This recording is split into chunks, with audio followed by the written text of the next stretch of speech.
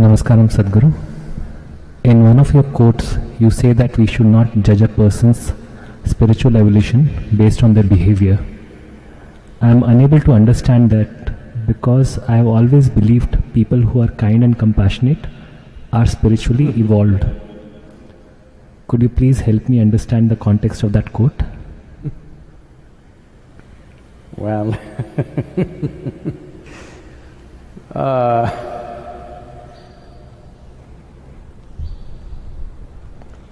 see, at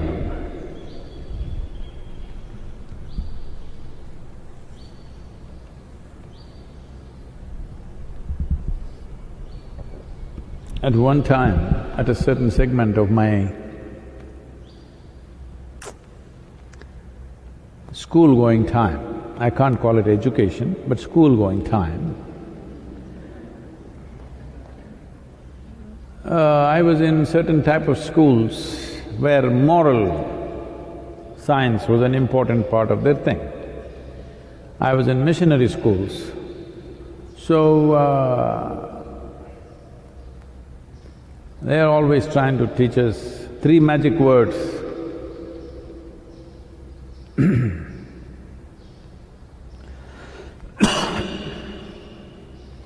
No. You have to wait for me for the second cough within the 30 seconds. That's not coming.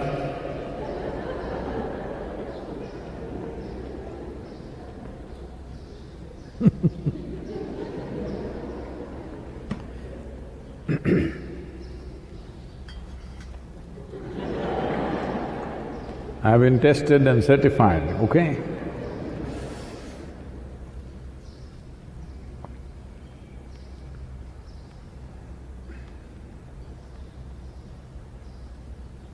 Magic words.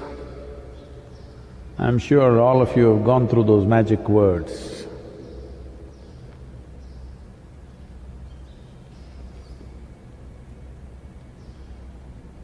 What are the magic words are? What? No, that's not the order. Sorry is not the order. What are you up to, huh?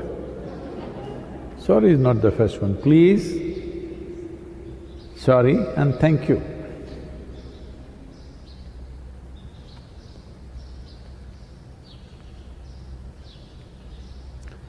Well, you can learn such tricks.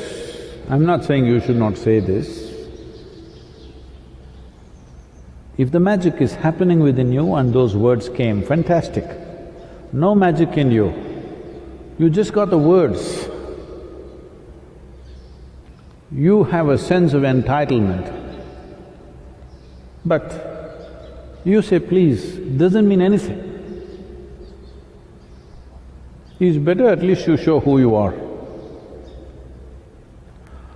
Oh, please gonna have it and anyway you grab it. I see this all the time. And you then kick somebody in their backside and then say sorry, doesn't mean anything. You take what you want from everybody and then say thank you as if they gave it to you. No. These things are supposed to represent that you have no sense of entitlement. You understand that nothing really belongs to you here. So even if you want a glass of water, you say, please. If you really see it that way, even a glass of water or a morsel of food doesn't belong to you. Fortunately, it's available to you, so you say, please. Wonderful. Anything that you do, you may be hurting somebody, you may be stepping on something, knowingly, unknowingly. So if somebody even looks at you and says, sorry, what? If you're feeling that way, and thank you because you have a sense of gratitude, that's everything that's come your way, genuinely. So the word may come or it may find some other expression. What should be a magic within you happens only in your behavior, that is the tragedy of moralistic societies, that they do all the right things, but nothing right happens within them. So behavior does not determine one's consciousness or one's evolution or one's transformation. Well, if you have a certain… what spiritual evolution means is, from being a hardcore concretized individual, you become little more porous and becoming more inclusive. Out of your inclusiveness, you may do many things. If things are happening out of your inclusiveness, your gentleness, your loving nature is coming out of your inclusiveness, fantastic. But if it's a formula that you have learnt, that you know by doing these things you will get what you want. Actually, that's how it was taught to us in the school. You do this, use these three magic words, things will happen for you. So go and say please, as soon as you get something, turn around and say something else. This was happening around me. So, your behavior does not determine who you are. People can cultivate behavior, but who they are needs transformation. Transformation essentially means that the sense of boundary that you had about yourself, this is me, this has enlarged. That's all the transformation is. Transformation is not of social behavior. Transformation is, if you sit here, what was me was just this. Now what is me is much larger than this, that's all. Out of that, whichever way you behave, it's okay with me. But there must be inclusiveness, because inclusiveness is better than insurance. Once you see something as a part of yourself, then what is there about thank you and please and sorry and things like that? It doesn't matter, because when you see the other as yourself, I treat everybody as I treat myself, hard. If I was treating myself nicely like this, I would have treated you also like that. Because I treat myself rough, I'm treating you also rough, okay? Or you want me to be nice? Please, I say this in the beginners' programs, I always say, please close your eyes. Hello, I do. Because I know you have difficulty closing your eyes, I say, please close your eyes. You come to Samyama, and there also you want me to say please, I say, just shut up and sit.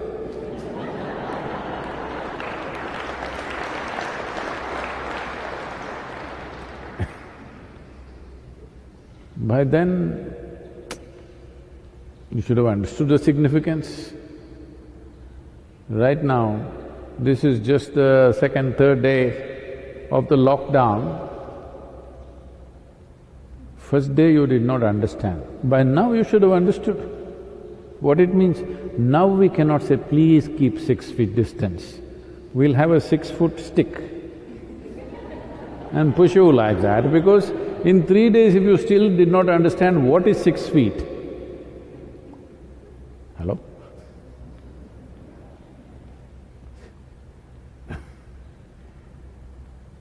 It doesn't take 3 days to grasp what is 6 feet. Even if you're illiterate, you can get it. You don't need any mathematical qualifications. So now government is having army standing by, just in case you still don't understand what is 6 feet. Yes this happened. What happened?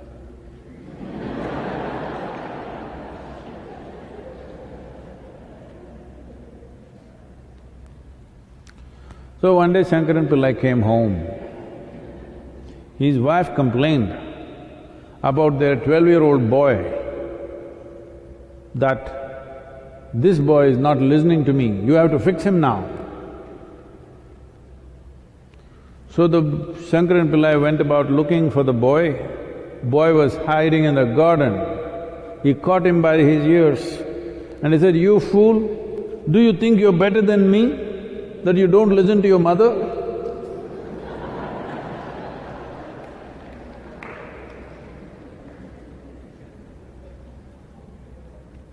So, your behavior, well, if you want to be in a society, yes, of course, you have to regulate your behavior because it's not just about you, it's about everybody around you. But what we are looking for as good behavior is not necessarily saying specific words, doing certain things and not doing certain things, no. What we are looking for is that you walk into this hall, there are 50 people sitting here, your concern in every step and every breath that you take, your concern is for these 50 people or just you, that's all that matters. If your concern is for all the 50 people who are sitting here, then you behave one way. If your concern is just about yourself, then you behave another way. This is all you need to fix. Spiritual process is not a social thing, it's something that you do within yourself. Because something within you changed, you may also address the world in a certain way. A whole lot of spiritual people, immensely evolved human beings, they did not have social skills. That's why they kept away from the society. You heard of Sadhguru Sri Brahma? He had no social skills, lot of trouble. This time around, we come with little social skills. Yeah, I'm doing well. Still little friction with some people, but they're always there. That is an indication that we are on the right path, that we are doing the right things in the world. Because if those people praise you, then you must be doing something really wrong. So, one's spiritual evolution need not be judged by their behavior. Now, don't take this as a license to behave irresponsibly, saying, "I'm spiritual." There is that tribe also exists in the world. Because they are spiritual, they think everybody is supposed to understand them. They will do weird things, everybody is supposed to understand. No, no, that is not the thing, because spiritual process means you're not identified with your physical nature, your identity has moved to a dimension which is not physical. Once your identity is not physical, then you have no specific way of doing anything. You will do it whichever way it's needed. Soft, soft, hard, hard, wonderful, wonderful, nasty, nasty, whichever way. Whichever way the situation demands, you will respond in that sense, because your identity is not with your physiological and psychological process. Your identity has moved beyond physical dimensions of who you are. So, you have a certain freedom. A cultured behavior means you're fixed to be in a certain way. That means you lost your freedom. Out of your freedom, when it's required to be nice, you're wonderful. When you're required to be nasty, you're nasty. Whatever is needed, accordingly you do. You are driving now because not many vehicles out there, so cows, buffaloes, all kinds of things are on the road. A group of buffaloes are going there. You go and say, "Please, please." They just go like that. "Please." No response. "Hey!" The little, pick up a stick and say, "Ha ha!" Then they'll go. Because they don't understand what is this please you're talking. Now you're not trying to treat the buffalo badly. If buffalo understood what sweet words are, you would say, sweet nothings to the buffalo. But he doesn't get it. He must understand that you don't like him where he is right now. You must make him understand he shouldn't be on the road, you need to use it. Somehow you make him understand. You don't have to go and beat him, at least some noise you have to make. Otherwise, he will not move because he doesn't understand. So if you're dealing with a child, you do one way, if you're dealing with an adult, you lead another way, somebody that you know one way, somebody who is new to you another way. Our behavior is as the situation demands. Now you fixed yourself, this is the way I behave. Even if the situation is not, conducive for that, you do the same things, what is the point of that? Any action which is not relevant to the situation which you exist is irrelevant action. So fixed activity always becomes irrelevant in various situations. It is very important that we don't fix our action, we just fix who we are. This is what… I am not a scholar like this, but this is something that stuck with me. Krishna said, yogastaha kuru karmani. First establish yourself in yoga. That means establish yourself not in your individuality, but in your union with existence, and then perform action. That means you're absolutely inclusive, then do whatever is needed, it's fine with me.